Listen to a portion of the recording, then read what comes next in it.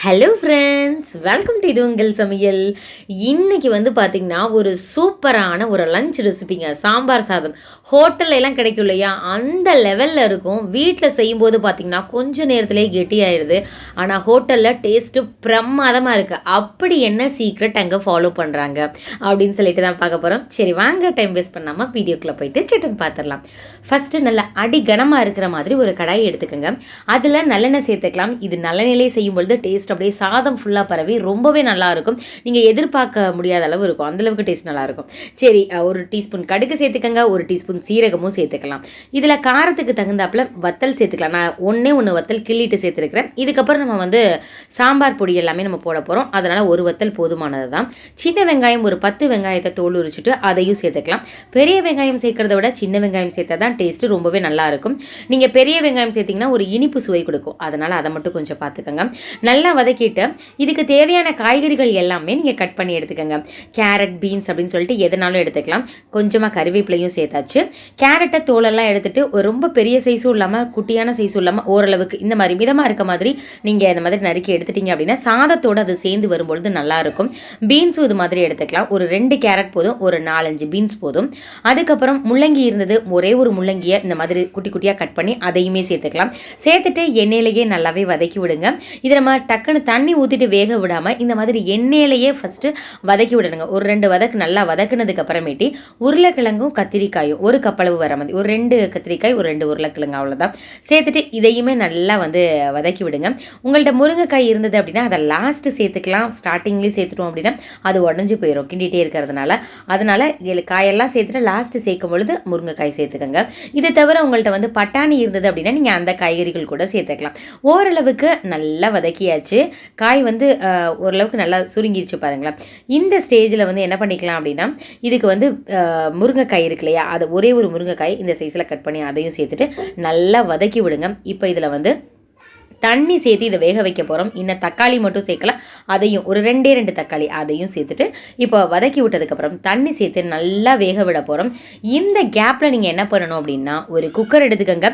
1 கப்பளவு அரிசி எடுத்தீங்க அப்படின்னா 1/4 கப்பளவு துவரம் பருப்பு, ரெண்டையுமே 3 கப்பளவு தண்ணி சேர்த்து நல்லா வேக வச்சு எடுத்துக்கோங்க. குலைவாக வேக வைக்கணும்.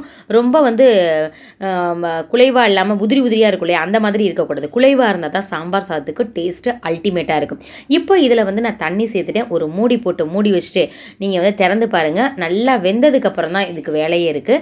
இதுக்கு முன்னாடியே நீங்கள் சாம்பார் சாதத்தில் செய்ய போகிற சாம்பார் பொடியவோ இல்லை உப்பையோ நீங்கள் சேர்த்துட்டீங்க அப்படின்னா காய் எதுவுமே வெந்திருக்காதுங்க. அதனால் நல்லா காயெல்லாம் வேகட்டும். இப்படி செய்யும் பொழுது முருங்கைக்காய் உடஞ்சே போகாது. இந்த சைஸில் இப்படியே இருக்கும். அதனால தான் லாஸ்ட்டு சேர்க்க சொன்னேன். இன்னும் கொஞ்சம் நேரம் மூடி போட்டு நம்ம எடுத்துடலாம். ஓரளவுக்கு நல்லா வெந்துருச்சு, பார்த்தாலே தெரியும். இந்த ஸ்டேஜில் ஒரு எலுமிச்சை பழ சைஸ் அளவுக்கு புளியை நல்லா ஊற வச்சு வடிகட்டி இந்த மாதிரி எடுத்து இது கூட சேர்த்துக்கலாம்.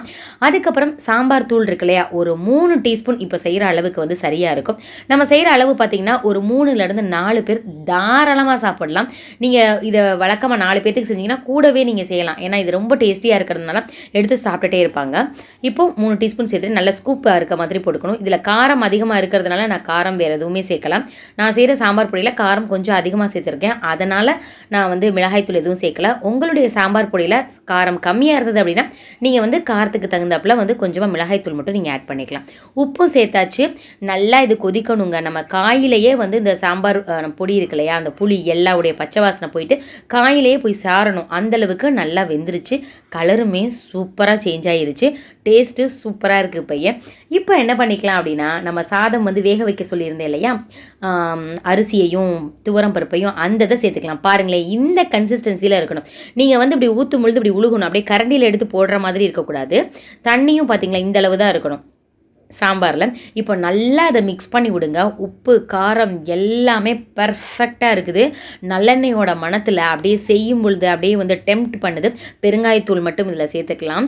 இதுக்கு சைட் டிஷ்ஷுன்னு பார்த்திங்கன்னா ஒன்றுமே தேவையில்லைங்க. அப்படியே ஹோட்டலில் கிடைச்சும்போது சாம்பார் சாதம் எவ்வளோ டேஸ்டியாக இருக்கும். ஹோட்டல்லே நீங்கள் வாங்க மாட்டீங்க அந்த அளவுக்கு. அதை விட பிரமாதமாக வீட்டிலேயே நீங்களே செஞ்சிடலாம். ட்ரை பண்ணி பார்த்தீங்கன்னா கண்டிப்பாக அடுத்த நாளும் இதே கேட்பாங்க. நான் இதாக சொல்லுவேன், அதை கண்டிப்பாக சொல்லுவேன். ட்ரை பண்ணி பார்த்தீங்கன்னா நீங்களே கண்டிப்பாக எனக்கு கமெண்ட் பண்ணுவீங்க சூப்பராக இருந்தது அப்படின்னு சொல்லிட்டு. மேலாப்பில் நல்லெண்ணெய் மட்டும் தூவிக்கங்க, நல்லெண்ணெய் மட்டும் ஊற்றிக்கங்க. அதுக்கப்புறம் இது இருக்கு இல்லையா, கொத்தமல்லி தழை இருக்கு இல்லையா, அதை லைட்டாக தூவிட்டோன்னா மணக்க மணக்க சூப்பரான சாம்பார் சாதம் ரெடி ஆயிருச்சு.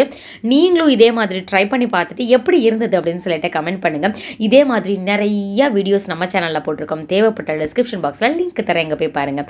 அப்புறம் நம்ம சேனலை சப்ஸ்கிரைப் பண்ணலை அப்படின்னா சப்ஸ்கிரைப் பண்ணிவிடுங்க. பக்கத்தில் உள்ள பெல் பட்டனை கிளிக் பண்ணிவிடுங்க. வீடியோ பிடிச்சிருந்துச்சுன்னா லைக் பண்ணிடுங்க. ஓகே ஃப்ரெண்ட்ஸ், இதே மாதிரி ஒரு இன்ட்ரெஸ்டிங்கான வீடியோவில் பார்க்கலாம். தேங்க்யூ, பாய்.